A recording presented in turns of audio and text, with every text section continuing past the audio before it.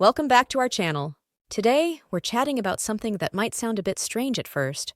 Why it's important to take a vacation, even if you're in debt. Yep, you heard that right. So, grab a seat, relax, and let's talk about why giving yourself a break isn't just a luxury, but a necessity. Let's begin with your mental health. Being in debt can be incredibly stressful, and that stress can take a serious toll on your well-being. Now, when you're constantly worrying about money, your brain is in overdrive, which can lead to burnout, anxiety, and even depression. Taking a vacation gives you a much-needed mental reset. It's a way to step back, recharge, and return with a clearer mind, ready to tackle those financial challenges with renewed energy. Think of it as hitting the reset button. You're not running away from your problems, but rather equipping yourself to face them head-on.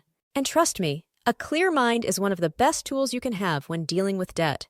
Before we chat about how you can make that happen, if you find this video inspiring, please subscribe and give a heads up. Most people in debt will think I can hardly afford to pay my bills. The concept of going on vacation is ludicrous. That is a myth if executed properly and gives you something to look forward to soon. Start with a plan. First would be a time frame to save that money, let's say a year. How about $25 a week goes into the vacation fund? At the end of that year, you have $1,300. Next, start taking money out of the bank instead of debt.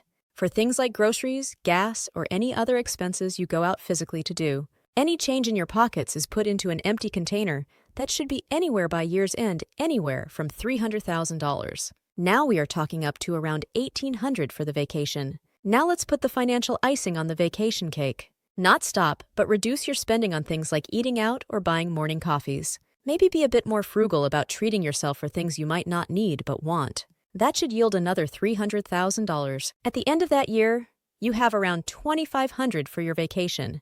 If working, you should be entitled to vacation pay and not be in more debt going on vacation.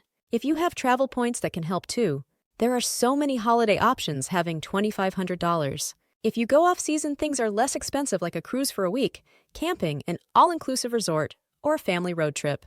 Tailored to being single, a couple, or a family. Another important factor is relationships. Debt can put a strain on your relationships with family and friends. You might be more irritable, distant, or too focused on your financial woes to spend quality time with loved ones.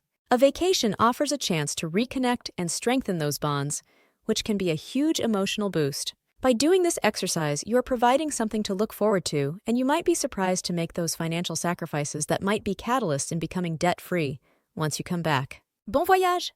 If you found this video helpful, please subscribe and give a thumbs